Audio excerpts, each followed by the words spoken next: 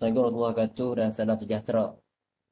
Terima kasih Tuan Pengerusi Dr. Saadi, dan juga saya ucapkan terima kasih juga kepada pihak penganjur SEDMA kerana sudi menjemput saya untuk brief talk lah tentang tajuk saya pada pagi ini, iaitu berkenaan inovasi digital di dalam sistem penyampaian universiti ya.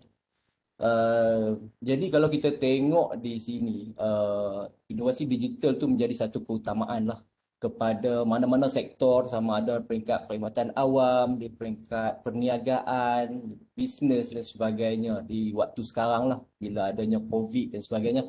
Keperluan itu semakin mendesak. Ya. Keperluan itu semakin besar di mana kita memerlukan lebih banyak lagi produk-produk ataupun servis-servis yang bentuk digital ini, supaya dia memudahkan kita untuk melaksanakan operasi harian ataupun operasi perniagaan lah. Jadi di dalam brief presentation saya ini lebih kepada nak menjurus bagaimana kita, apa yang kita perlu, what is the way forward, dan apa yang kita perlu, what is the strategy untuk kita, dan apa status yang kita ada sekarang dari aspek inovasi digital, terutamanya di peringkat kita di UUM ni. Okay, so next slide. Next slide, Rohani.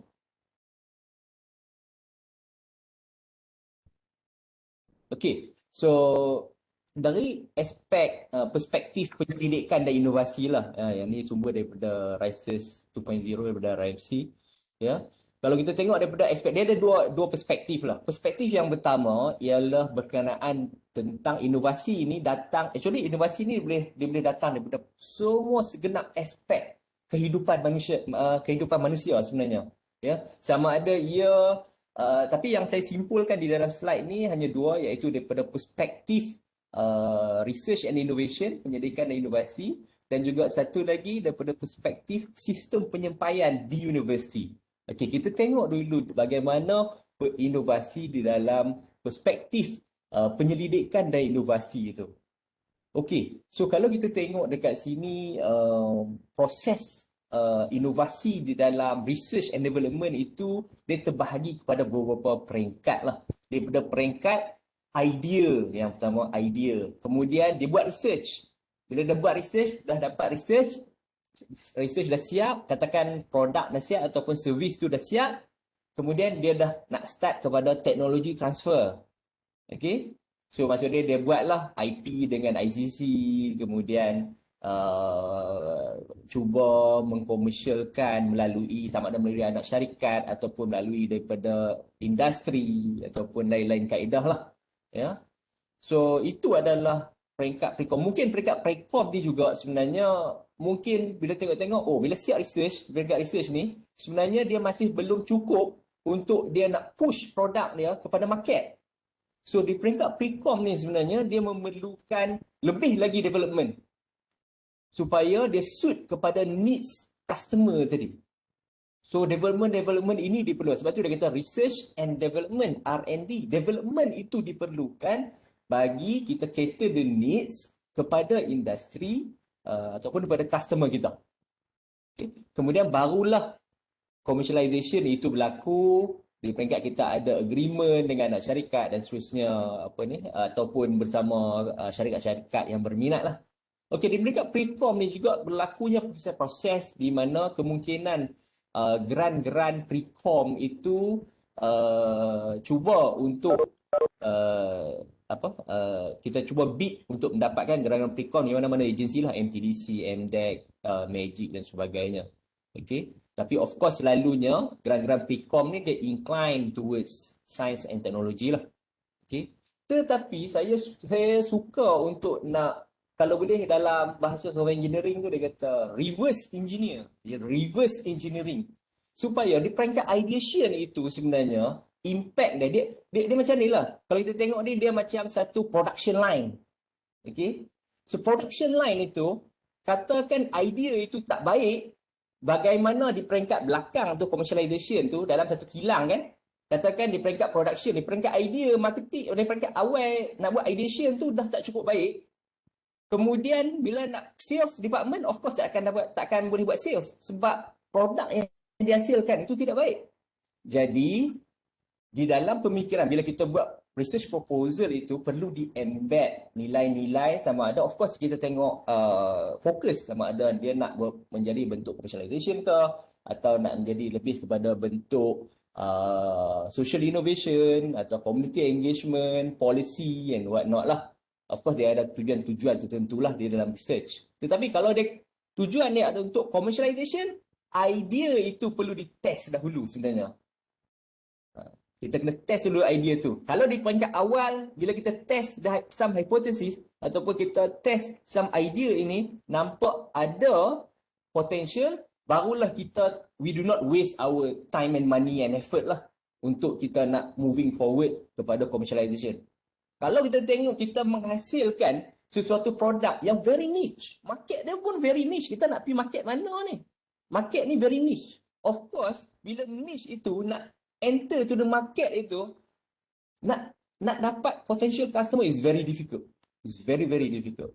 Unless it is market itu ada demand, then barulah kita, okay, of course, kita kembali kepada asal research itu iaitu fundamental. Kembali, katakan dia nak apply untuk fundamental research. So, barulah pemikiran R itu kembali, research itu kembali. Tapi of course, C in mind itu telah divalidatekan terlebih dahulu. Ya? Maka research itu barulah orang kata apa, insyaAllah di belakang itu dia adalah impact di belakang. Kalau tidak, sales department memang susahlah nak buat kerja dia. Disebabkan apa? Di peringkat ideation itu agak kurangnya impact. Di situ dia kata lack of quality proposal, lack of relevant, lack of research focus. So benda-benda itu yang perlulah. Ya, saya rasa di peringkat researcher itu to instill apa ni the commercialization aspect di dalam dia punya proposal. Ya. Okay, next. Panjang pula kat bahagian tu. Okay, saya cuba ringkaskan. Okay, dari perspektif, okay, inovasi itu bukan hanya dari perspektif research and innovation, tetapi dia juga dia adalah across the discipline. Ya, sama ada dalam sistem penyampaian universiti. Okey, kita tengok inovasi dalam sistem penyampaian universiti. Okey, next. Okey, kalau kita tengok zaman dulu, orang asyik duk tulis surat dan sebagainya, learning dengan kata lain, gambar kat sini menunjukkan bahawa daripada kaedah manual itu cabaran kita bagaimana untuk kita memperbanyakkan daripada kaedah manual itu kepada kaedah digital. Surat-surat orang tak main dah. Semua pakai email, kemudian dan sebagainya. Tapi of course, semua-semua yang dalam bentuk surat dan sebagainya, kita kena cari kaedah. Bagaimana untuk mendigitalkan supaya sekarang ni PKP kan, supaya kerani-kerani kita, for example, dia ada akses kepada sistem dan dia boleh menggunakan sistem tersebut untuk menjalankan operasionalnya. Saya faham bahawa ada PTJ, mungkin PTJ saya sendiri pun ada masalah sikit sebab kita pun sistem kita masih di peringkat apa untuk buat user requirement dan sebagainya, masih belum ada sistem yang proper. So ini adalah cabaran bagi kita. Bagaimana untuk kita orang kata apa memudahkan sama ada stakeholder kita, pekerja apa ni, staff kita dan apa ni kita punya apa ni bos-bos kita, bagaimana kita nak orang kata apa nak menjawab kepada all these stakeholders di dalam ruang lingkup tugas kita lah, ya. Jadi inovasi digital adalah sesuatu yang bagi saya top priority yang harus universiti letak sebagai inilah, sebagai sesuatu yang harus dilaksanakan segera. Okay, next. Okey, kalau kita tengok yang ni adalah konsep inovasi lah, ya, tersusun idea kreatif. Mungkin ada orang bertanya, alah ni inovasi digital, tapi saya nak buat sistem, saya tak reti lah nak buat sistem ni, saya tak pandai pakai. Sistem memang saya tak pandai pakai dan sebagainya. Okey, dan yang ni dia kata bukan kerja saya, ni kerja UMIT. Okey, betul, memang kerja UMIT. Tetapi UMIT memerlukan requirement. Apa keperluan kita? Ada tak dalam tugas kita itu garis panduan? Dan garis panduan itu yang akan membantu, mungkin pertama polisi. Dalam polisi ada garis-garis panduan, pelbagai garis panduan. Dan garis panduan ini dilaksanakan secara manual. So, ada tak satu idea bagaimana untuk daripada garis panduan yang manual ini tadi di-convert dalam bentuk digital? Okey, mungkin kita, of course kalau kita fikir seorang mungkin agak sukar. Tapi kalau kita fikir secara brainstorming, ada kaedah-kaedah yang dipanggil sebagai design thinking dan sebagainya, all these skills are very important. Kan, design thinking, problem solving, kemudian of course digital skill tu tak apa, kita letak last sekali, tetapi yang mula-mula ialah problem solving dulu. Problem solving itu sangat penting. So bila kita tengok satu problem, okey, input dia macam ni, ataupun kita boleh buat simulasi sendiri. Kalau kita ada keadaan macam ni, senario A, of course bila kita lalu flowchart kita, output dia akan jadi macam ni, okay, based on garis panduan yang kita buat tu, kan? Of course, di senario tu, problem solving skill itu ataupun creativity itu perlu diinstil kepada staff-staff kita, bukan hanya kepada pegawai, tetapi sampailah ke peringkat staff-staff pelaksana lah, saya rasa. Ya, okay, next. Okay, ini faedah-faedah ya. Okay, next. Okay, kalau kita tengok tahap organisasi dan keperluan maklumat, yang ni kita tengok, yang ni teori, bukan teori lah saya kata, yang ni dalam buku teks information system selalu ada. Ya, maksudnya di peringkat bawah operational system, operational management itu transaction processing system ataupun MIS. Yang ni MIS ni kita, bagi saya, kita dah ada, cuma boleh dilengkapkan lagi, ditambah baik lagi. Semua sistem ni semua kita ada. Okay. Cuma kita nak moving forward strategic management tu, mungkin ada juga, kita ada SPIS, kita ada dashboard, yang tu kita boleh kata sebagai, kita boleh kata kategorikan sebagai decision support system. So kalau ikut kat sini, ranking yang paling atas tu AI/decision support system. Mungkin AI tu agak jauh sikit untuk kita nak pergi ke arah AI, sebab dia perlu ada data. AI of course dia perlu ada data. Jadi tugas kita, sebelum kita cakap tentang AI, data itu perlu digitalkan dahulu. Infrastructure itu perlu ada. Maksudnya information system itu perlu ada. Barulah kita boleh proses data menjadi dalam bentuk apa yang kita nak. Kita nak automate, kita nak visualize, kita nak buat some modification. Okey, itu semua adalah AI lah. Ya. Tetapi yang lain-lain tu maksud dia, kita dah ada garis panduan, tetapi sistem pun tak ada. Yang tu kita panggil transaction processing system. Hak tu pun kena settle dulu, baru boleh naik sampai ke atas decision support system. Kalau tak, kita sembang kosong sajalah. Ya, benda yang basic itu information system perlu ada dahulu. Okay, next. Okay, kalau kita tengok contoh the way forward, apakah the way forward bagi inovasi digital di UUM? Kalau kita tengok kat sini adalah, yang ni basic. Kalau kita tengok mana-mana pun, there is a maturity of analytic capabilities. So, saya buat satu garis kat sini yang mana kita sampai takat tu saja sebenarnya. Kita belum lagi pi yang ke arah kanan tu. Predictive analytic, machine learning, apa semua kita belum pi lagi lah. Kita cuba-cuba untuk pergi ke arah tu. Tapi masih lagi belum. Kita basically duduk on the other side, on the left side. Okay, next. Okay, so sistem-sistem kita ini kalau tengok visualization, kita ada lah SPIS, of course lah visualization. Kita boleh kata dia sebagai visualization kita lah, SPIS dan juga dashboard. Tetapi untuk nak buat predictive, kita predict something. For example, predictive. Kalau saya ada factors student, contoh saya ada student yang datang daripada background keluarga sekian, pendapatan sekian, pencapaian akademik sekian. Saya boleh predict dia, bila dia keluar nanti, dia akan kerja di mana? Based on data yang saya ada. Itu prediktif. Okay? So, based on data tu, barulah saya boleh buat intervention. Sama ada intervention program, training, intervention program dan sebagainya. Bila kita nak buat profiling. Okay, preskriptif pula apa dia? Contoh preskriptif. Data-data semua dah predict dan sebagainya. Contoh preskriptif. Nak buat timetabling. University timetabling.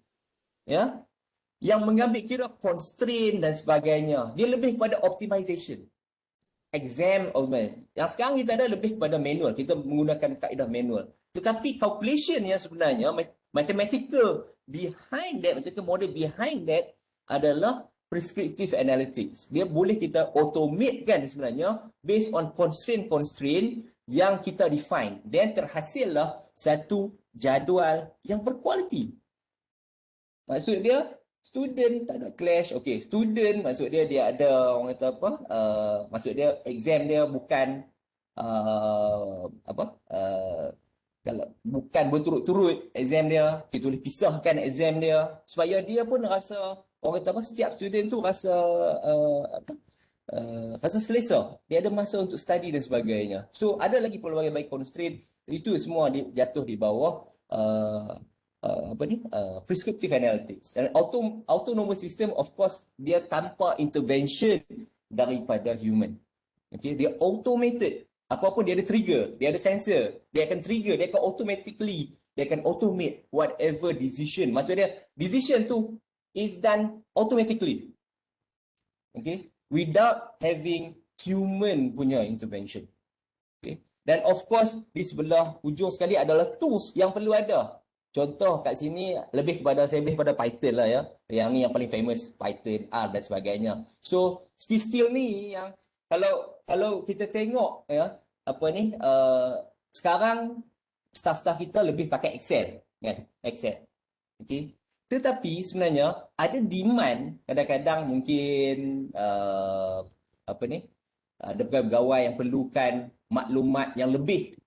So maklumat yang lebih itu staff kita mungkin tak dapat buat, dia terpaksa buat secara manual menggunakan Excel. Memang kita nampak digital tapi dia menggunakan secara manual sebab dia kena proses string ataupun kita kata apa ayat. So ayat-ayat ini adalah agak sukar untuk kita manipulate data di dalam Excel. So kita memerlukan suatu tools yang lebih capable berbanding Excel. For example, Python. Bahasa pengacaraan lah ya, ataupun R package. So mungkin tak perlu programming zaman dulu berbanding programming. Nama programming tu orang takut. Programming zaman dulu dengan zaman sekarang sangat berbeza. Zaman dulu line of code sangat panjang dan orang tak faham apa benda kita tulis. Tetapi sekarang hanya just a few code, few line, layman pun boleh buat dan dia boleh menghasilkan satu model preskriptif ataupun prediktif. Ya, hanya just a few line. Jadi training itu yang perlu diperbanyakkan ya, supaya staff-staff yang berkaitan yang banyak menggunakan Excel dan sebagainya kita dapat upskill dia punya skill. Okay, next. Okay, kalau satu lagi skill yang perlu macam kita tengok contoh of course strategi untuk menambah baik Indonesia Digital yang pertama menambah baik proses kerja sama ada garis panduan polisi dulu, garis panduan, insentif yang ada dan of course terusnya kita bring the requirement towards sistem maklumat. Dan seterusnya adalah meningkatkan kemahiran staff. So kemahiran staff yang perlu ada bagi saya adalah yang penting sekarang ialah design thinking. Kaedah kita menyelesaikan masalah.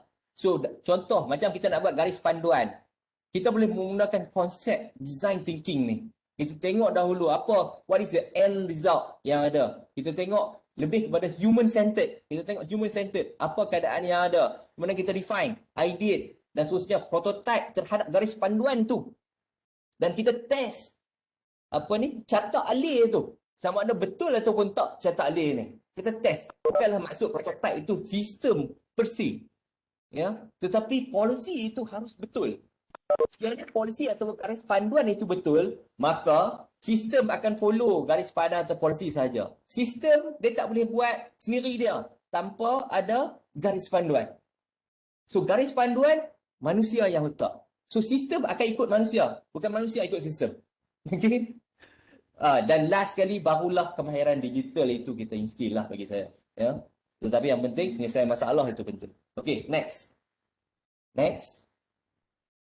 Okay, yang ni contoh polisi garis panduan yang ada dalam ekosistem penyelidikan dan inovasi. Kita boleh map kita punya garis panduan dan juga polisi yang kita ada. Kita tengok sini di dalam RISES ni, UM-RISES 2.0, kita dapat lihat bahawa daripada school pergi kepada RMC dia passing pattern kepada ICC kepada SEDI dan seterusnya, anak syarikat dan sebagainya. Ya, dan kita mapping kat situ di peringkat RMC lah, of course RMC yang paling lama RMC ada banyak polisi garis panduan, kemudian ada skim insentif dan of course ada sistem yang support ketiga-tiga tadi. Ya. Tetapi di PTJ lain macam PTJ saya ICC kita masih baru, of course kita sedang memperbaikilah. Kita punya garis panduan pun sedang diperbaik dari semasa ke semasa dan sistem dia akan follow apa yang kita define lah. Ya. Okay, next. Next. Okay, yang ni impact. Okay, impactnya of course urus tak habis. Okay, yang ni SDG. Apa kaitan dengan SDG? Of course, inovasi digital ini actually dia contribute across the field. Saya boleh kata 17 SDG ini inovasi digital boleh contribute.